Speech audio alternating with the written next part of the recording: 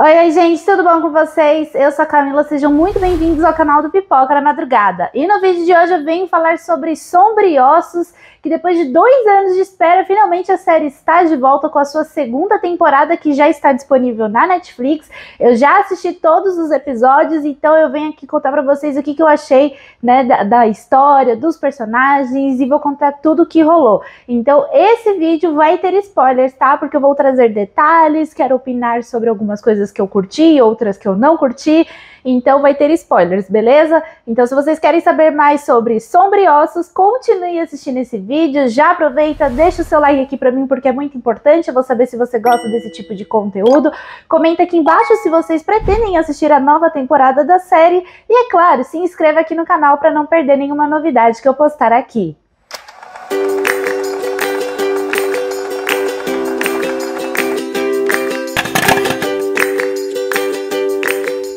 A segunda temporada de Sombriossos tem 8 episódios, com uma duração um pouquinho exagerada, eu achei, de 1 hora até um pouco mais de 1 hora de duração, não muito mais do que isso, mas em alguns momentos eu senti o tempo passar, né, eu assisti e falava, putz, ainda faltam 30 minutos de episódio, enquanto em outros episódios eu senti o tempo fluir, assim, de uma forma mais envolvente, dinâmica, então fica meio dividido.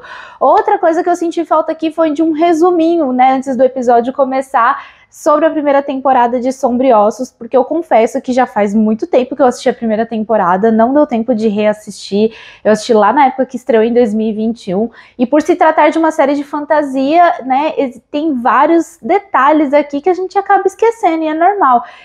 E a Netflix faltou com isso, né, eu espero que eles coloquem esse resumo aí na frente, na segunda temporada, ou na próxima temporada, caso a série seja renovada. Outro ponto a ressaltar aqui é que essa segunda temporada ela mescla a saga de livros Sombriossos e Six of Crows, como eles fizeram na primeira temporada, a mesma dinâmica acontece aqui nessa segunda temporada. Confesso, eu só li o primeiro livro, Sombriossos, eu não curti muito, né, então, só para matar a curiosidade, mas eu não dei continuidade na leitura dos outros livros, então eu vou focar somente aqui na série, tá? Não vou trazer comparações entre livro e série, até porque eu só li um livro, beleza? Dito isso, os 4 primeiros episódios de Sombriossos apresentam 2 narrativas diferentes, mas que seguem de forma paralela. Então, de um lado, a gente acompanha o plot principal, que parte do momento em que a Aline e o Mal conseguem fugir lá da região de Ravnica, após descobrir que o Kiriga, o Alexander, é o vilão Darkling. Eles têm aquela briga no meio da dobra e eles conseguem fugir de lá sem saber que o Darkling sobreviveu.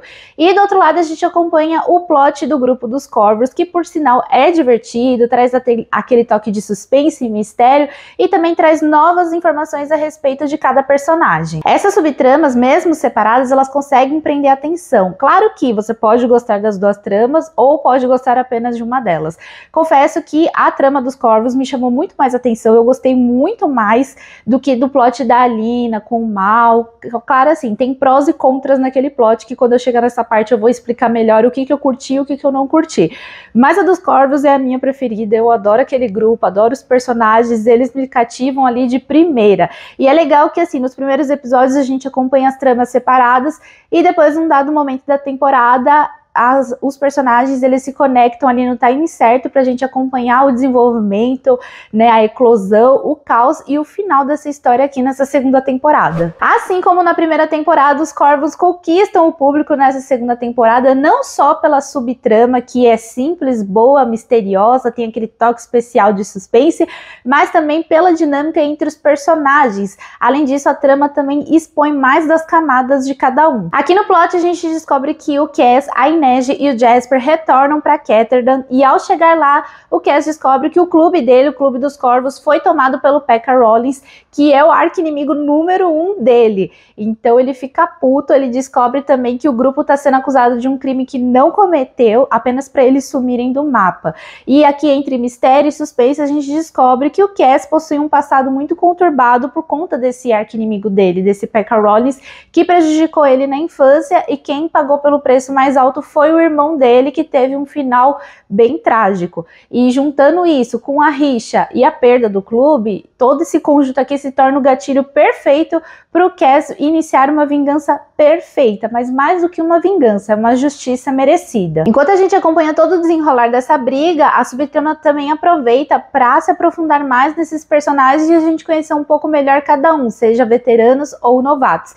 Então aqui a gente começa a ver um lado mais vulnerável do Cass, né, a partir do momento que a gente conhece mais o passado dele, da infância, o que esse Pekka Rollins fez contra ele e o irmão, o que aconteceu com o irmão, né, como isso atingiu o Cass, que fez ele se tornar essa pessoa mais frígida, mais fria, calculista, né, ele cria essa barreira assim para se defender. Você vê que ele é todo fechadão, carrancudo, que eu adoro, é sensacional, mas é bem legal ver isso. Então, e a gente também tem a Inej, que a gente já conheceu lá na primeira temporada, e aqui ela chega para quebrar essa barreira do Cass e fazer ele expor os seus sentimentos e um pouco mais da vulnerabilidade. Claro que é bem difícil, né? Ela demora um pouco, mas vai conseguindo ali passo a passo.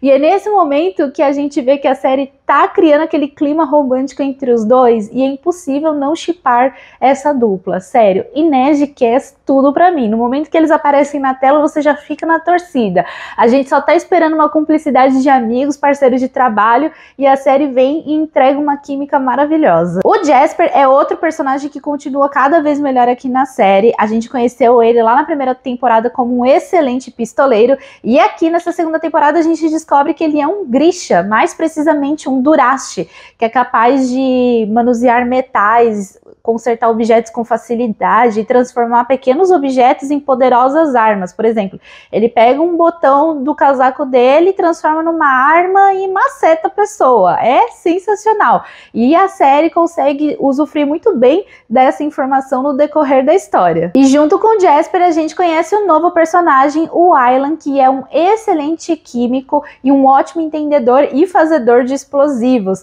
Então a gente vê o quanto ele é inteligente, ele vai explicando cada item lá, o que ele vai fazendo ali durante o plano para ajudar o Cass a derrotar o Pekka Rollins. E mais do que isso, a gente vê que o Aylan, ele é super fofo, ele é sensível, ele é doce, e a química dele com o Jasper é sensacional. É outro casal que você vai apreciar na tela e o chip é garantido. Outro ponto muito interessante e positivo que a série fez aqui foi colocar a personagem Nina junto com o grupo Corvus, o que foi uma das melhores decisões que a série tomou aqui nessa nova temporada. Lá na primeira temporada a gente acompanhou a Nina junto com o Matias, né, vendo aquela rixa entre Fijardanos versus Grishas. Só que lá a gente acompanhava mais um plot romântico que ficava muito assim às margens da história principal. Tanto que num dado momento eu achava aquela história muito descartável. E aqui essa segunda temporada pegou essa personagem que tem um grande potencial e juntou com os Corvos. Então assim, pra tirar o Matias da cadeia, já que ele vai preso no final da primeira temporada, a Nina pede ajuda pro Cass. E o Cass fala, eu te ajudo se você me ajudar aqui no meu plano pra derrotar o Pekka Rollins, porque eu tô precisando de uma Grisha, né? Então uma troca de favores.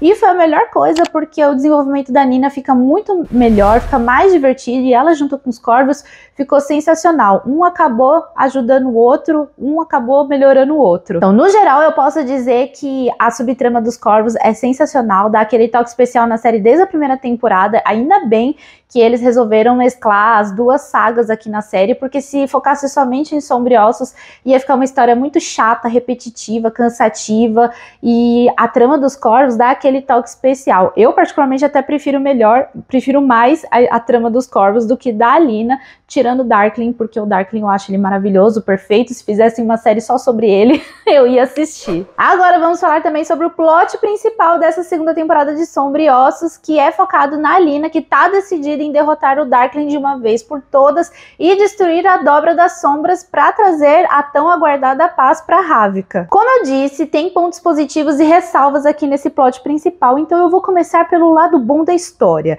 Todo o desenvolvimento do vilão Darkling, desde o momento em que ele sobrevive na Dobra, né, no final da primeira temporada, além das brigas, né, em que ele aparece na mente da Alina e vice-versa, as discussões, o início da guerra, tudo é maravilhoso, tudo é perfeito. Não tem como não torcer para esse vilão. A série faz você torcer para o vilão. Por quê? Porque o Darkling é sensacional. sensacional.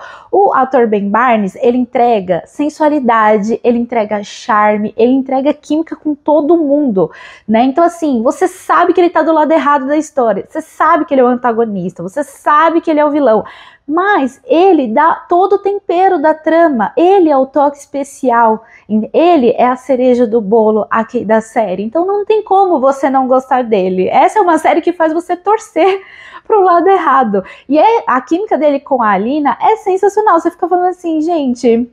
Vai, Alina, fica do lado das sombras, é até melhor, porque você sabe que ele tem aquele desejo de ter o poder e é com ela que ele vai ter, mas a série também dá aquele toque romântico entre os dois que você fica assim, gente, não tem como, vou shippar. Outra melhoria que a série faz aqui nessa segunda temporada é com relação à personagem Bágora, que foi super...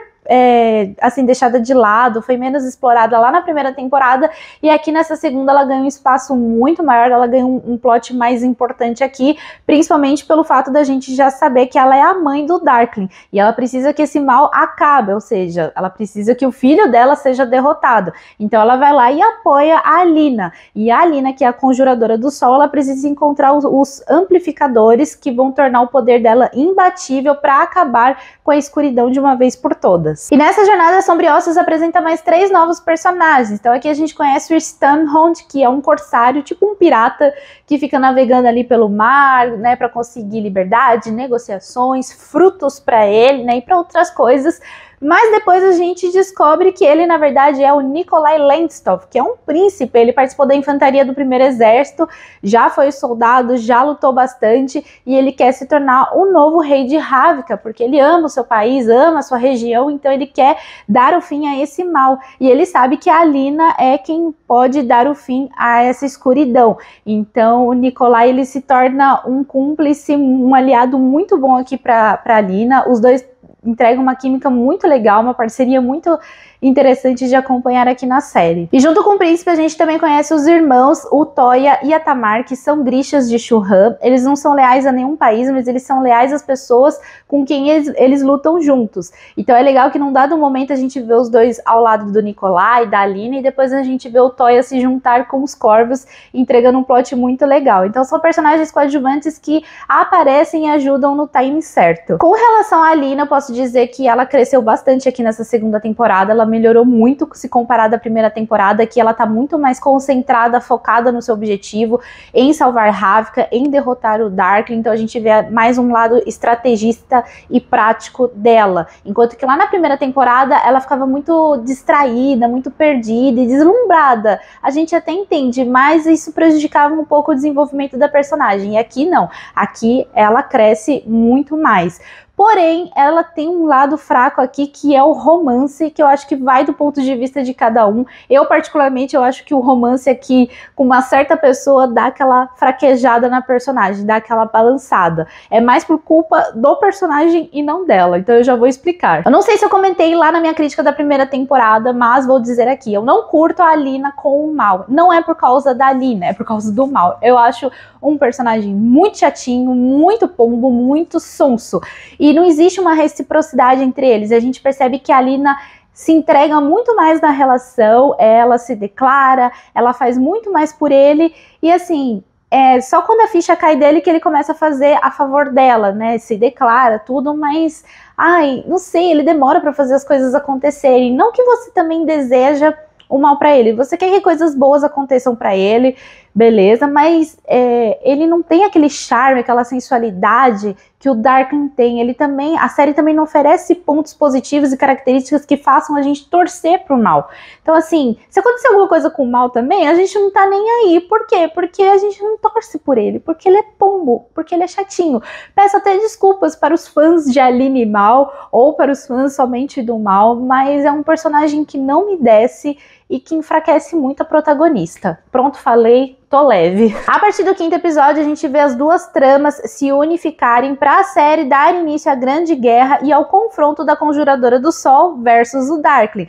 Então, nesse momento, a gente vê de um lado os Corvos junto com o Toya, que vão em busca de uma espada que é capaz de destruir essas sombras que estão junto com o Darkling, em que eles saem destruindo e matando todo mundo. E do outro lado, a gente vê o grupo, né, a Alina, o Mal e o Nikolai se dividindo ali para poder iniciar a guerra, mas eles são surpreendidos pelo Darkling, Darkling, que ele começa a mover a dobra e alastrar a escuridão por toda a cidade. O penúltimo episódio, na minha opinião, é um dos melhores aqui dessa segunda temporada, que pra mim até serviria como o último episódio dessa segunda temporada. Seria excelente, sensacional, a gente vê a guerra eclodir, as batalhas acontecerem, a gente fica super envolvido com todas as sequências de luta, de discussões, de fugas, de disputas, e a gente fica naquela expectativa quem vai sobreviver, quem pode morrer, e é claro, a gente também acompanha o aguardado embate da Alina com o Darkling no meio da dobra, e a gente fica ali, putz, o que vai acontecer? Qual deles pode morrer, ou qual deles pode até se transformar aqui repentinamente? Uma coisa importante que eu até esqueci de comentar anteriormente, né, no decorrer da temporada a gente descobre que o mal é um dos amplificadores da Alina, né, que nem sempre é um objeto, pode ser uma pessoa vindo de uma linhagem, né, de sangue. A gente descobre que o mal, ele é primo do Darkling. Então isso aqui eu achei sensacional, né? A ironia da vida, ela chega assim, batendo na porta. E a gente descobre que ele pode ser o amplificador e ele pode morrer nesse processo, né? Mas aí a gente vê, né, a série tentando ali salvar ele de alguma forma, e nessa disputa entre ele, a Alina e o Darkling, a gente vê a briga ali entre os três. Ele consegue amplificar o poder da Alina e ela começa a lutar com o Darkling, e no momento ela acerta o Darkling e aí vê ele cair no chão, mas ele também consegue acertar o mal, que cai ali e fica gravemente ferido.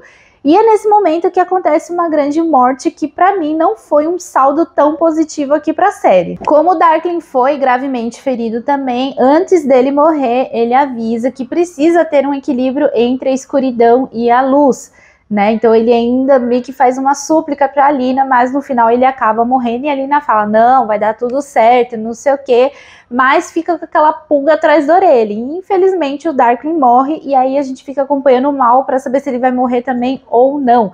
E a Alina consegue salvar o mal como? Com o Merzost, que é tipo um poder da Dobra das Sombras, né, que dá uma força muito maior para ela. Ela consegue ressuscitar o mal, porém esse Merzost, ele vai matando a pessoa aos poucos, assim como a gente vê esse poder matar o Darkling aos poucos no decorrer da temporada. A gente vê várias vezes ele doente, tossindo, fraco, né, por conta disso. E a própria mãe dele, a Bárbara, avisa a Alina para nunca usar isso, mas ela acaba usando porque ela é teimosa e ela faz de tudo para salvar o queridinho dela, né? Qual que é o ponto aqui que fica a desejar? Obviamente, gente, é o maior plot twist aqui da temporada, a morte do Darkling. Eles mataram o vilão, eles mataram o melhor personagem da série. E assim, não é que o corpo sumiu, não, a gente vê o corpo ali, eles colocam fogo no corpo do Darkling, ou seja, tá morto, mortíssimo, entendeu? Não volta mais. Quer dizer, não sei se volta também, né? Fica aí o mistério no ar. Mas, ai, gente, não tem como. Porque você fica assim, e agora? O que vai ser da série?